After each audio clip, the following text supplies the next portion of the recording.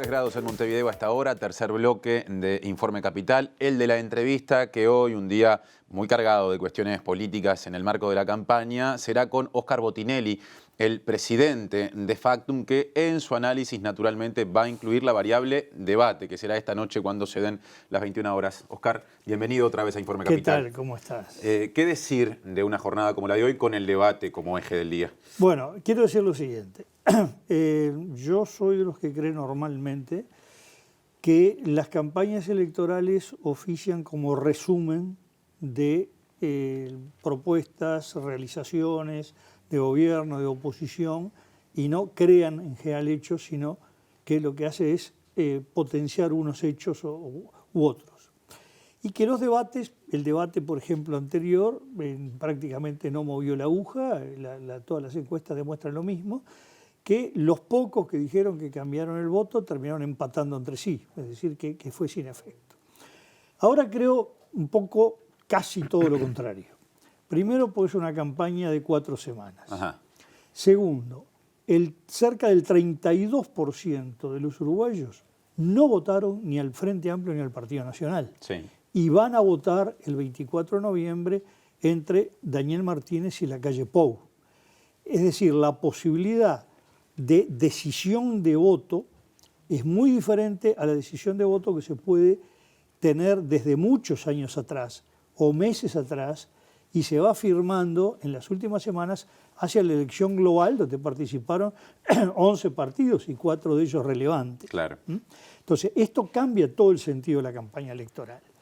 Segundo lugar, pues una campaña electoral despareja en cuanto que de un lado se supone que hay un espacio que le están llamando la coalición multicolor, sí, que es una coalición clara y definida desde el punto de vista electoral, que parte de haber registrado los partidos que la componen casi el 54% el 27 de octubre. Un bloque opositor, digamos, ¿no? El bloque de esta oposición. Sí. Y del otro lado está el Frente Amplio con la izquierda con el 40%. Acá estoy sumando el electorado de Unidad Popular, que más allá de definiciones de algunas dirigencias, prácticamente vota en bloque a Daniel Martínez. ¿Qué quiere decir esto? Que el juego se da en un terreno de gente que votó a la oposición el 27 de octubre, en el cual Lacalle Pou debe afirmar esos votos y Daniel Martínez captar esos votos. ¿Está bien decir que ante ese desafío es más fácil el trabajo para Lacalle Pou? No, no necesariamente. ¿No necesariamente? No necesariamente, porque siempre hay... es una coalición de multicolor, variopinta, y por lo tanto hay mucha gente que puede tener más afinidad hacia el otro lado o puede tener rechazos hacia ese candidato. Y hay un segundo elemento que no tiene que ver estrictamente con lo político actual, digamos.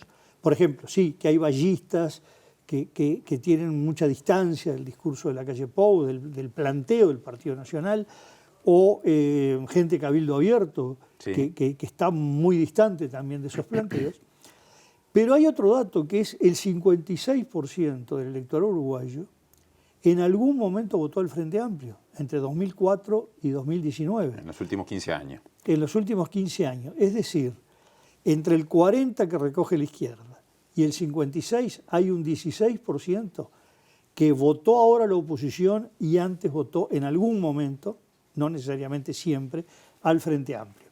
Esto marca todo un área de captura donde el juego de cada uno es, obviamente, de una retención y del otro lado captura o recaptura, claro, porque es recapturar al que allí estuvo. En esta volatilidad es donde, que es muy distinto a la elección de octubre, fíjense que es muy importante lo siguiente. Según la encuesta nacional Factum, entre febrero de este año y octubre casi no se movieron los números a nivel de bandas entre el Frente Amplio y el Partido Nacional. El Partido Nacional se movió, sí, un poco por encima del 30 hasta la elección interna y después más o menos entre el 26 y el 29. Y estuvo ahí. Sí. Y el Frente Amplio se movió entre el 37 y el 40 de febrero y terminó ahí. Es decir, es una larga estabilidad. Pero ahora está ese otro 32% que no votó ni a uno ni a otro. Que eso sí se movió durante el mismo periodo, ¿no? Sí, ahí se movió fundamentalmente. Primero hubo movimiento de los partidos chicos, Sí. pero el mayor movimiento fue la subida y caída del Partido Colorado y la aparición realmente fuerte del nuevo actor relevante que es Cabildo Abierto. Que se fundó en ese interín como Se partido fundó político. entre marzo y abril, Claro. me parece recién en abril ante la opinión pública, ¿no? Entonces, el debate cae en un momento es que el electorado, la ciudadanía, está esperando señales, no digo para definir el voto, pero para terminar de definirlo. O sea que ya hay procesos de decisión avanzados en muchos casos. Bueno, en principio los que votaron al Partido Nacional del Frente Amplio no da sensaciones de que haya demasiada disidencia. El tema son en los demás, Claro. donde hay por lo menos ya convocatoria de las dirigencias del lado de la oposición y procesos avanzados de decisión y procesos avanzados de dudas también. Nosotros creemos que el 1 de cada 10, acá manejar porcentajes sería demasiado pretencioso y exacto, tiene una cierta volatilidad con el voto, es decir, dudas, indecisiones, no afirmaciones del todo, y a ese electorado el debate de hoy le puede resultar muy importante, porque hay dudas que están dejando ambas partes y que para ese electorado es fundamental. El error que puede cometer cualquiera de los dos es hablarle a los ya convencidos, Claro. que ha ocurrido bastante en esta campaña electoral de ambas partes. Gestos o palabras que apuntaban a el mayor aplauso y entusiasmo de lo que no había ninguna duda que iban a votar. Cuando dice que eso pasó en esta campaña electoral, ¿se refiere a estas semanas pre-balotaje o está incluyendo lo anterior? No, estoy hablando del balotaje. Estoy Del hablando balotaje. de esta campaña que bien. se inició la noche del 27 de octubre. Claro. Realmente a hoy, ahí uno observa que muchas veces cada uno hablaba y tenía el mayor entusiasmo de los que no se dudaba que iban a votar. ¿Qué ejemplos se le ocurren de los dos lados de eso? Bueno, del lado algunas visiones sobre el gobierno que manifiesta la calle Pou que no coinciden con la percepción de ese sector que tiene muchas disconformidades, las suficientes para votar a la oposición, pero no tan totales como para creer que siempre se hizo todo esto mal, entre otras cosas porque en algún momento lo votó, Claro. si lo votó por algo fue. Y del otro lado, por ejemplo, el afirmar cuando anuncia el gabinete algunos nombramientos que respondían más a entusiasmos internos que a captación externa. Eso lo dice en el caso de Martínez. En el caso de Martínez, pues del otro lado, Sí, respecto a la calle Pou de Daniel Martínez, que tenía más el obtener un gran aplauso interno sin que moviera la aguja desde el punto de vista voto. Una cosa que eso responde a principios, que después el 25 de noviembre cumple sus principios, pero ahora se trata de captar votos. ¿De cuál de las 6 designaciones Bueno, habla en particular? yo diría las designaciones que no son personas de alta popularidad que sean factibles de ser vistas como para cambiar el voto, sin ninguna duda. Los nombramientos de Mujica, especialmente en el sector rural de pequeños y medio pequeños productores, en el sector de los niveles bajos o subproletarios, es una llegada muy fuerte y muy potente, y lo de Astori y Vergara como dupla hacia sectores que quieren estabilidad, certezas, miedo al cambio, pero que están disgustados o muy disconformes con este gobierno. Quedan 3 nombres más aparte de esos. Bueno, yo creo que los otros nombres más bien juegan hacia la interna. Quizás no el de Gustavo Leal, que tiene una imagen pública asociado a posturas más duras, o él dio la cara en las cosas más duras que responde a reclamos de los sectores disconformes con el Frente Amplio.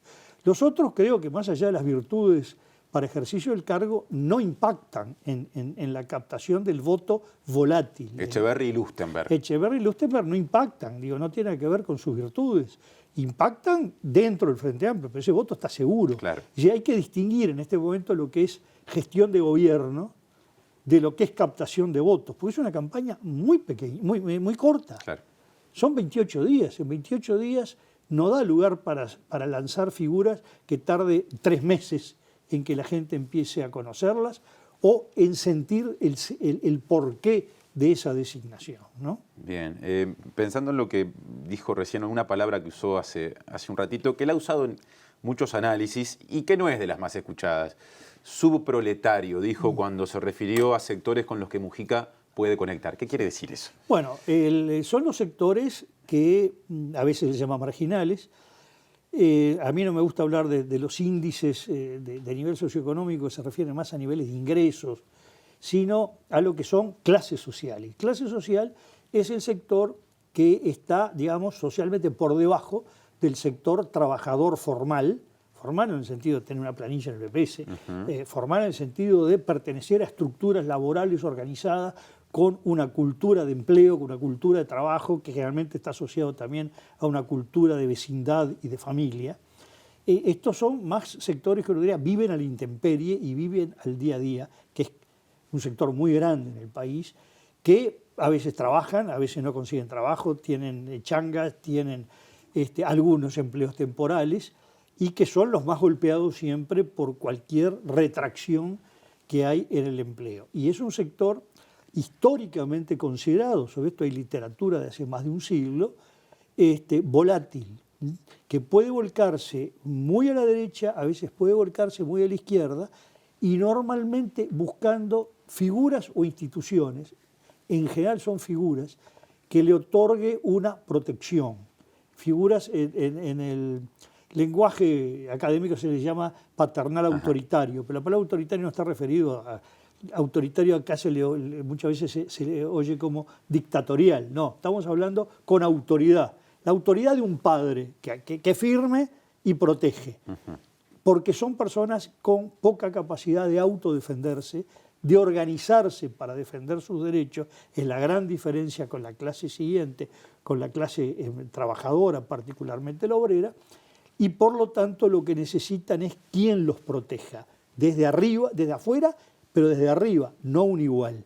Y ahí ha aparecido, bueno, históricamente Pacheco Areco, otra figura fue Tabaré Vázquez, claramente Mujica, y ahora, bueno, hay un desplazamiento de voto de Mujica a Manini Ríos en ese segmento, ¿no? El debate de hoy, Óscar, va a tener un cambio importante en el diseño y en la dinámica, esa es la palabra con respecto al anterior, y es ese espacio de hasta 10 minutos, hay que ver si se consumen todos o no, que va a haber durante los primeros 4 bloques, o sea, es un tramo importante del total del tiempo para intercambio directo entre los candidatos. Se pueden hacer preguntas, se pueden aludir, se pueden acusar, naturalmente con la moderación periodística, por si en algún momento la cosa se va de las manos, quiero decir, no se mantiene sobre ciertos carriles de corrección. ¿Qué reflexión le amerita, digamos, esa posibilidad en función de las características discursivas de los candidatos? Yo diría que el formato es no el más usual. Generalmente los formatos de debates presidenciales o similares son más estandarizados, más en bloques rígidos con minutos y las réplicas y contrarréplicas muy cronometradas. Creo que es un fenomenal desafío para los moderados, no solo por supuesto para los que debaten, claro, pero para los que debaten desafío todo, pero para los moderadores. Nuestra compañera Pilar Teijeiro y Nicolás Lucich en este caso. Pilar y Nicolás, que son brillantes periodistas ambos, van a tener un desafío tremendo, y digo tremendo porque yo que sigo habitualmente debates presidenciales de distintas partes del mundo, digo, rara vez veo esto, y cuando he visto algo parecido, que es más que en debates pactados en programas periodísticos en que se hace debates, hay, cuidado, la habilidad del moderador. En España se usa algo parecido, ¿no? No, el de España está muy pautado. Tengo recuerdo de uno de los, ha habido tantos en este año en España, uno tuvo cierta libertad antes de la elección anterior. Lo que tienen es un mínimo libertad, pero está muy cronometrada incluso esa libertad con espacios mucho menores de este. Esto es más amplio. Y uno de los riesgos que tiene, bueno, depende de la modalidad de cada uno, esto pasa en Italia, que cuando hay demasiada libertad pueden superponerse las voces y empezar a molestar al televidente que empieza a no entender lo que se está diciendo, ¿no? Esto es uno de los problemas de los formatos libres. Bien, hay quienes dicen que de alguna manera hasta la tradición familiar y la formación en Derecho y la experiencia parlamentaria de la calle Pou lo hacen estar más, valga la redundancia, familiarizado con este tipo de planteo, digamos, o de posibilidad de intercambio. ¿Cómo los ve a los candidatos según sus características en este juego? Bueno, sin duda, la calle Pou, un juego de esta naturaleza, yo diría que como los tenistas de polvo ladrillo que le ponen otra cancha y juegan mal, ¿no? Mandan al césped y no es lo mismo. La césped no es lo mismo. A nadar le cuesta. Y entonces creo que este formato es un formato que en sí mismo es más cómodo para la calle Pou que para Daniel Martínez, al cual le funcionaría mejor un formato mucho más estructurado, ¿no? Pero hay que esperar, los partidos empiezan después que el juez hace prrr y empieza a rodar la pelota, ¿no? Usted hizo una observación muy interesante después del debate anterior, porque contó que al debate lo leyó, sí, lo miró y lo escuchó. Y en cada una de las experiencias tuvo sensaciones distintas. Completamente distintas. Lo que pasa es que desde el punto de vista del electorado, el que importa esencialmente es el televisivo y subsidiariamente el auditivo, o sea, claro, el radial, en función de las audiencias. Nadie va a leer el debate, sí, claro, salvo algunos pocos enfermos como uno que busca desgrabarlo, porque además no está entregado por nadie. Y por lo tanto, por más conceptual que sea un debate, si televisivamente o auditivamente no funciona el debate desde el punto de vista de la captación de votos, ¿no? Y recordemos que este debate está más cerca de las elecciones que el anterior. claro. Y por lo tanto, quien tenga algún desempeño no tan feliz tiene mucho menos margen, 8 días de campaña electoral, 10 contando la veda, pero que no es veda en redes sociales o en el terreno, en el territorio, para recuperar lo que haya perdido en el debate. Es poco tiempo, sobre todo porque todos estos otros medios no tienen el impacto de un debate que ha concitado gran interés nacional y que se hace en una cadena nacional.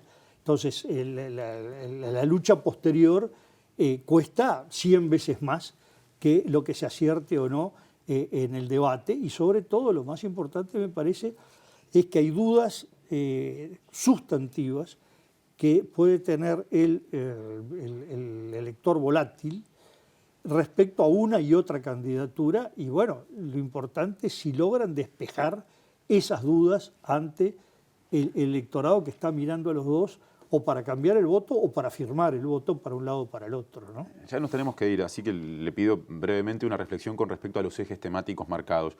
Yo le diría que los 3 primeros, por más que en la bajada, en el desglose hay diferencias, en el gran título se parecen a ejes del primer debate. Sí. En el primer bloque prima la economía, con énfasis esta vez en empleo. En el segundo, otra vez, la convivencia y la seguridad ciudadana. En el tercero hay un gran paraguas en el que, bajo la etiqueta de desarrollo humano, aparecen posiblemente educación, vivienda, cultura.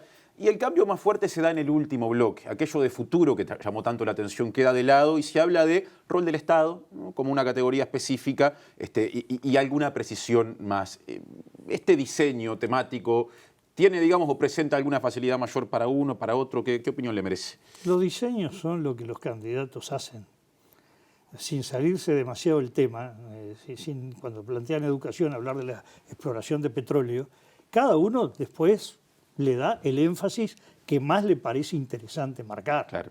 Y por lo tanto, estos títulos son unos marcos muy amplios de referencia que el contenido se lo van a dar los candidatos y cada uno va, el más hábil sobre el otro, va a tratar de llevarlo al terreno que le va a hacer más eficiente en esa captación de votos. Cuidado con el error que puedan cometer algunos de sentir que logró un gran éxito porque los firmes partidarios aplaudieron.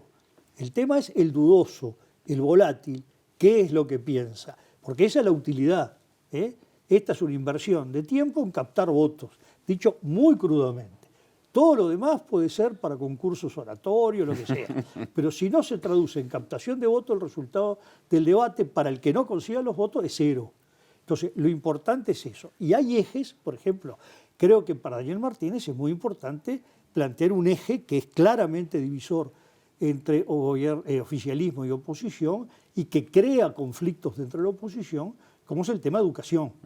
Educación, no hay un modelo claro en el acuerdo de la concertación, y hay notoriamente la posición histórica conocida de un gran referente como Pablo da Silveira no coincide con la posición de fondo que puede tener un Robert Silva, Claro, ¿no? claro. Que son dos visiones diferentes. Incluso diría, en general la visión del oficialismo macro tiende a coincidir, más allá de discrepancias de algunas sustantivas, con la de Robert Silva que con la de Pablo da Silveira. La calle Pou tiene una serie de temas que también pueden resultar ser complicados para Daniel Martínez por la existencia de algunas contradicciones dentro del oficialismo. La más importante me parece que está dada entre la apelación que ha salido con los nombres de Mujica y Astori y de Vergara, de apelar a la estabilidad y la certeza y mencionar lo que han dicho grandes periódicos financieros y económicos mundiales, Uruguay una isla de estabilidad en una región convulsionada, y la otra estrategia de que vamos a apelar a la renovación y al cambio. Bueno, o renovación y cambio o estabilidad y certeza. Las dos son dos moscas difíciles de atar por el rabo, ¿no? Gracias, Óscar, por este rato para TV Ciudad. Y bueno, seguiremos lo que pasa en la campaña con usted más adelante. Perfecto, cómo no.